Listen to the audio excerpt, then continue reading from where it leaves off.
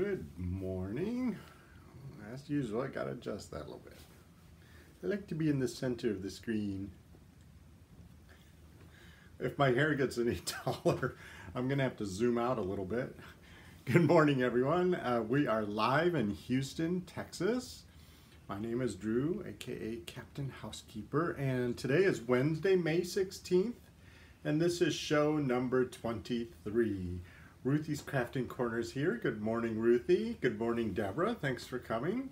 I was just laughing because over on my personal Facebook page, we were talking about that whole Yanny, Laurel, which did you hear thing. My sister Deborah, who's here, she's like, I don't know what you're talking about. Deborah, for what it's worth, this morning I Googled it for the first time to see what everyone was talking about, because I heard Laurel, others hear Yanny. I'm just fascinated by the fact that people hear totally different things. The people in my household heard completely different, and I don't understand how you could hear Yanny when it's obviously Laurel.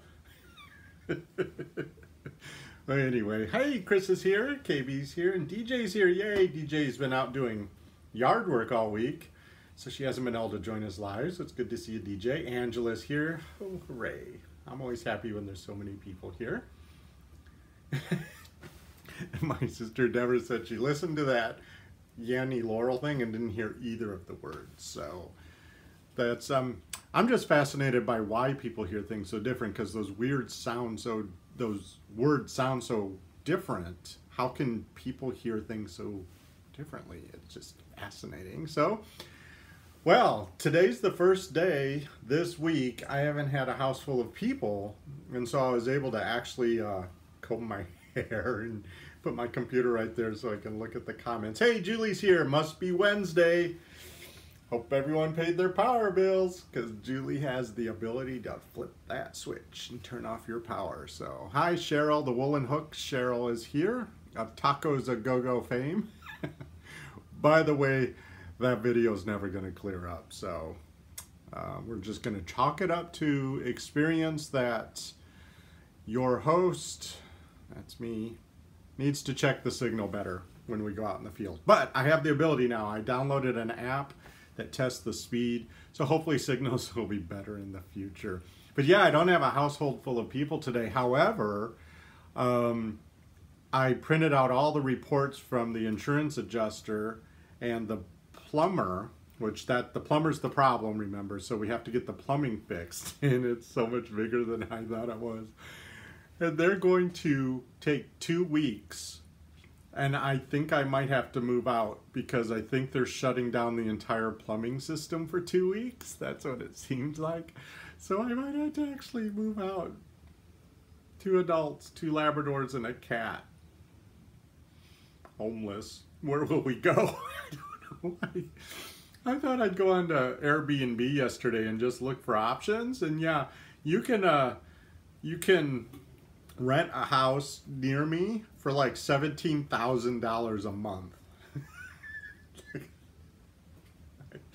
So I will be doing the show homeless for a few weeks once we get this process in order. But what they're essentially doing is they have to put in a new sewer line, because this house was built in 1938, and apparently pipes don't last forever. And in order to do that, they have to dig up the entire yard around the entire house, and to my chagrin, bust open like 20 feet of the pool deck to get to the city sewer, which is along the easement in the back. I'm not comfortable with that, because it's never going to be the same. And also there's like 73,000 pipes that run directly across what they want to bust open. So I need to make an appointment with the plumber to come and walk through it and see if we have options that do not include my pool. There's got to be another way, man. There's just got to be another way. So anyway, that's the plumbing stuff. So I'm going to have to pack up, and I'm probably going to have to move out of the house with my family and my dogs and my cat, and I have no idea. I'm probably just going to be homeless. I mean, it's not the first time. So, anyway, so that's what I have to do. You know, Yeah, KB says, what a mess. Yeah, it's home being in charge of the house is messy and there are a lot of moving parts. Oh. So you remember last week the pool filter pump died, right? So the guy came yesterday and fixed it. And he said I could write a check. I was like, oh, I thought you wanted money. Here's a check, no problem. So I wrote him a check. And then I woke up this morning and I knew it was going to be nice. There's no people coming to the house. I had my show at 11. I could get ready, comb my hair today, which is always a treat apparently. So I made my coffee and I was going to go out to the hot tub and watch the sun come up and life would be normal. And I got out there and the water was cold. Now the pool heater is dead. So I had to text the guy and I was like, "Grr." He was like, oh, I'll come back, yeah, tomorrow maybe. So, hashtag, it's always something. I think that seems to be the theme of being in charge of one's house. So, hopefully I'll have a pool heater. I know, these are first world problems, but I still have to take care of it and I have to check it off the list. Angela says, plumbing is always the worst thing to go wrong. Oh, you've been there, Angela, huh? Yeah. It's the infrastructure of the house. And if plumbing goes wrong, I mean, like, it's damaged all these rooms of my house because the plumbing went wrong. If it's just a light bulb out or, a burned out something, you can always just pop it out and put a new one in. But the plumbing's inside the house. And if you have a house on a slab, it's like up in your attic. So if something goes wrong there, that's a big problem. So I'll keep you updated. I'm going to call the plumber and I'm hoping he'll come out and walk me through the email they sent me that tells what we're going to do, and because it has to be done, but I'm hoping we won't bust up the pool deck. That's the only part. I mean, everything else I'll just deal with. It's an opportunity to maybe cull some of the junk before we have to move out. So anyway, my sister Deborah's texting me privately. That's a private message. DJ says septic system had a problem in the middle of a snowstorm this past winter. Oh. So you not only had a septic system problem, you had like 10 feet of snow on top of it to get to the septic system. I remember, I grew up in Michigan in the rural, at least the second half of my childhood. Those septic systems, they're so delicate, it seems. You have to be so careful. So I'm sorry you had to go through that, DJ. What a mess. So we are having record high temperature in Houston. It's going to break all the records today. It was weird because we had a super cold spring. It never got warm. And for us, cold means it was like in the 40s and 50s when it should have been warm. It should have been 70s. And then it just switched. And now it's super summer. And it's too hot for this time of year. So it went from too cold for this time of year to too hot. And it's dry. So point of all that is I have to go out and start watering the lawn, which I usually never have to do until August. So that's on my to-do list. Of course, I have my attack plan. Have you made your attack plan? If you haven't, you can, go to my website. There's a link in the description about my feelings about an attack plan. And there's a printable version of mine, so you can follow along if you want to try doing it the way I do it before you make one for yourself. But the monthly chore that got added on today is I have to clean the aquarium. I have a 48-gallon aquarium, freshwater aquarium, so it's not that hard, but it takes a couple hours because I have to empty 25% of the water and clean, all the things that are in it because some have algae growing and stuff. So aquariums, if you don't keep up with that, get out of control very quickly, and all that algae and stuff starts to really take hold. So I'm going to clean the aquarium, empty the pump, clean all that out, put new filter media in it and stuff. And in the aquarium, all the fishies will be happy again. I don't know why I got an aquarium. It was supposed to be a hobby. It was before the dogs. So, and I thought they're just fish, right? But it's so much work. So, if you are thinking about getting an aquarium, go small. Don't overstock it, because my big mistake is I put too many fish at first and it was too much. Listen to what the people tell you at the fish store. Find a good fish store. and ask them as many questions as you can, because you want to, it's an ecosystem, so you need the water to be perfectly balanced, just like the pool, except not as much chlorine. So anyway, it's a lot more work. If you ever think about an aquarium, go small, and be prepared for a lot of monthly maintenance. You gotta really work on it. So anyway, I got to water, I got to do the aquarium. Plumbers are coming. Oh, Captain Kristen had a question. Kristen, thank you for the question. If you have any questions, leave it in the chat right now if you're live with us. But if you're listening to this later on, please leave any questions you want me to answer in the comment section. I read all of them. I have a little notebook. I keep track of them so that I can answer them on a future show. So please, I welcome your questions. They're fun to answer. But Captain Kristen wanted to know how to organize the mail, because we're bombarded with mail. And in fact, I put a photo of all my junk mail in my Instagram story the other day, because I was, it's overwhelming almost. It's such a big part of our day. All this mail, it's like, stop. I wish there was a button you could push to say, I don't want it. But people are allowed to send you stuff, and they buy your address, from, I don't know where, the city or whatever. So they send you all this third-class mail, like flyers, and it's fun to get coupons if you use them. But if you get all these coupons for things you've never even gone to that store, none of this relates to. It's just too much. But anyway, so Captain Kristen, here are my thoughts. This is what I do with my mail. I have a rule. You have to have rules or things don't work, right? My rule is I only want to touch the mail once. Once. So, this is what I do. When the mail comes in from the mailbox, that's touching it once. So how am I going to avoid touching it again? So, I keep a trash container right next to the front door, and any junk mail that does not need to be shredded goes directly into that trash. The biggest example is I get a big, thick grocery store newspaper flyer. It seems like every day, and it's a grocery store that's not even near me. It means nothing to me. Doesn't even have my name on it. So, like on an address label. So that goes directly in the trash, and there are a lot of things that come in the mail that go directly in that trash can. Check. So then I still have some stuff left. So now the next category are things that need to be shredded. I like to shred anything that comes to me like an offer. That's up to you what you feel needs to be shredded. But, when they send credit card offers, it makes me nervous because they pre-fill in the application with a lot of my personal data.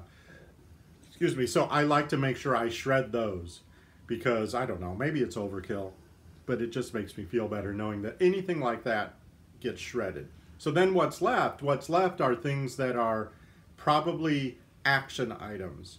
There's a bill, it's an invitation to a wedding, or whatever, a letter, so you might want to write back to that person. Some of us still write letters. I like to write letters in cursive because that's code now.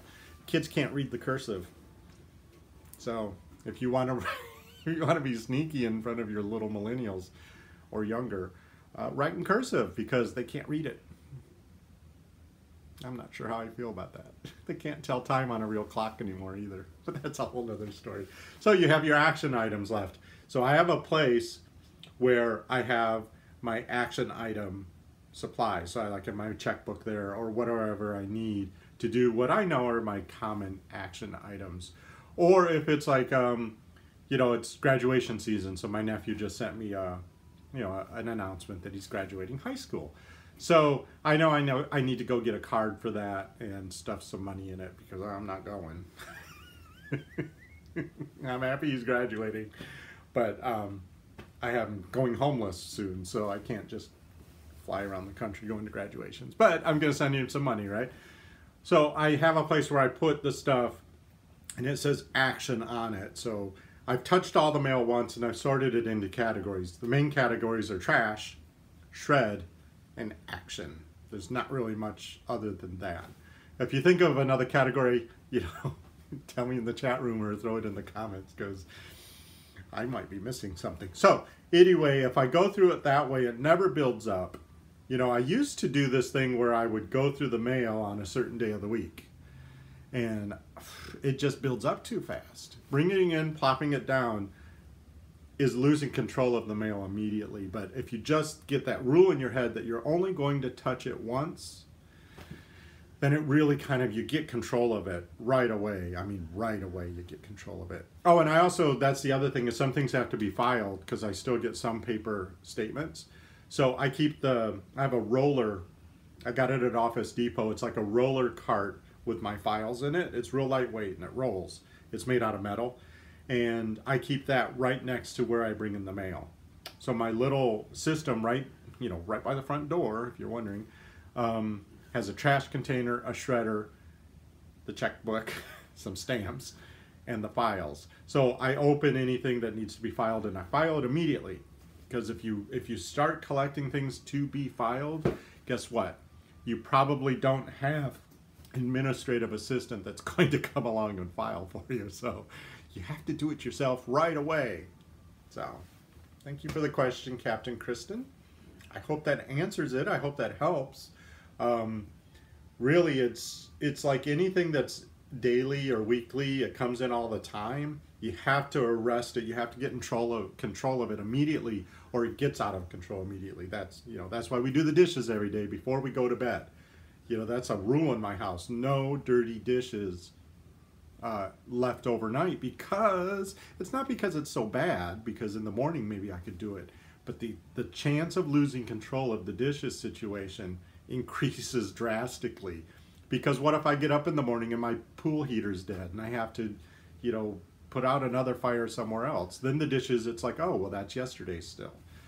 But going to bed with the dishes all done, or in the dishwasher set up to run, you wake up in the morning and it's fresh. Anything that's daily like that, you have to get control of it. Angela said, thanks for the great tips. Oh, you're welcome, Angela. Oh, Kristen loves handwritten letters too, in cursive. Well, I'll write you a letter soon, Kristen. I haven't written you a letter in a while. I don't know if I ever have. I like to write letters. And, my other sister, Dawn, I don't think she's here. She sent me a letter, I don't know, like a year and a half ago, just out of the blue. And it wasn't, the news in the letter wasn't spectacular news. It's not like it was anything of any like life-changing importance. But to receive that letter, and I recognize her handwriting from all my life. I know what her handwriting. There's just something special about reading. It's like the person's with you. In today's day and age of texting and all that, I love the texting, but it's nice to see somebody's handwriting. I miss my mom's handwriting. She was a lefty, and she had beautiful, beautiful handwriting. And every once in a while I'll come across maybe a card she gave me where she signed it, and it's like, oh. I miss her. So anyway, so Ruthie loves the dish rule. That's good. I think Kristen said, I was just thinking that I have to send me a letter. Yes, send me a letter. Houston, Texas. That's my address. KB says she sends letters to her goddaughters. That's good. The thing about it is, I think the reason why this next generation coming up can't write in cursive, or maybe doesn't write letters, is because there's no expectation to anymore because of the digital. It's so much easier. It's so much faster. You have so many things on your plate. So it's easy to just say, I sent her a text. I sent her a GIF with a cute little puppy going, happy birthday, and so I think it's disappearing. It's just the joy of receiving letters or sending letters is disappearing just because we're out of the habit, maybe. I don't know. Maybe. All right, folks. Well, I've gone on for 20 minutes. This is the longest show ever. I'm supposed to only go 10. I don't know why I have this arbitrary thing in my mind. I should only be on here for 10 minutes, but if I shut the show down, it just means I have to go do some chores. Kristen says, my handwriting isn't as nice as it once was because I don't get the practice. Exactly. I mean, you use it or lose it, right?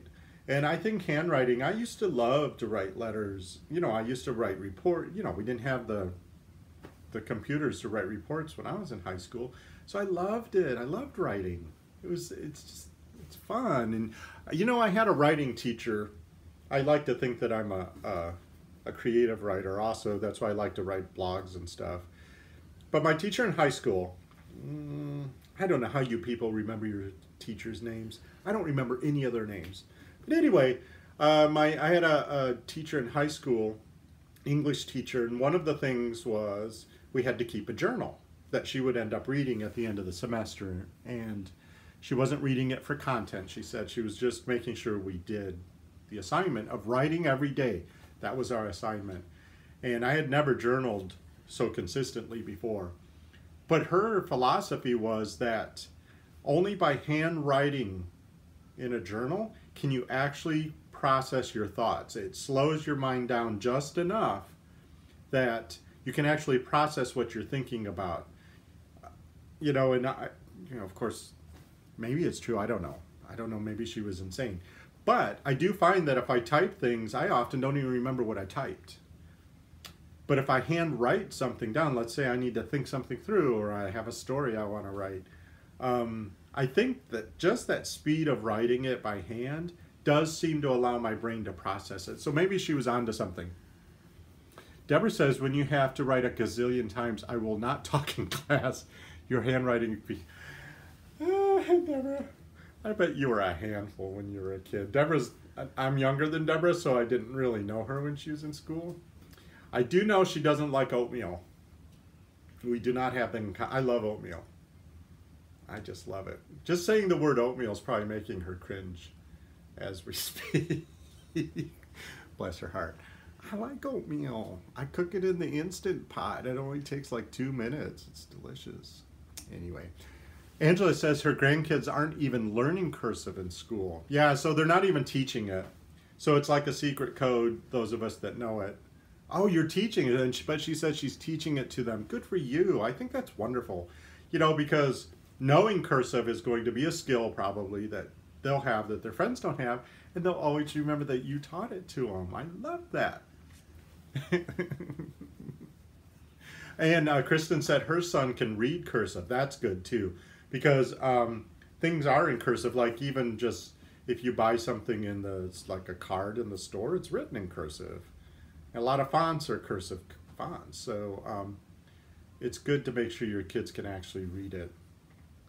Chris says she thinks art teachers should teach it. Yeah, why not? I think beautiful writing is an art form. My sister Deborah actually does calligraphy, and it just blows me away because I tried it. I couldn't do it, even though I like to write letters. I can't do the calligraphy. I don't know if that's, I don't know. But Deborah does a great job. All right, folks. Well, you know, just because you're in charge of the house, I'm looking at you, Angela. Just because you're in charge of the house does not mean you have to do everything. Always automate and delegate whenever possible. There's a blog post in my, there's a link to a blog post about automation and delegation in the show description. If you're just joining us, please subscribe to the channel, like this video, share it with your friends. That makes a big difference for me. I see 7 people have liked it already, and I really appreciate that. Thank you very, very much. The other 6 of you here, please like the video. You're so pretty. You know, anyway, just make sure, you know, if you automate and delegate, that frees up some time. It gives you some breathing room to maybe make some progress on some projects that are important to you. Doing the dishes every night was my job when I was a kid. Mom usually did the cooking, and I did all the cleanup in the kitchen, and I think that's perfectly fair. I hated it as a kid because I had to get it done before Happy Days came on, or I'd miss it because we didn't have DVRs.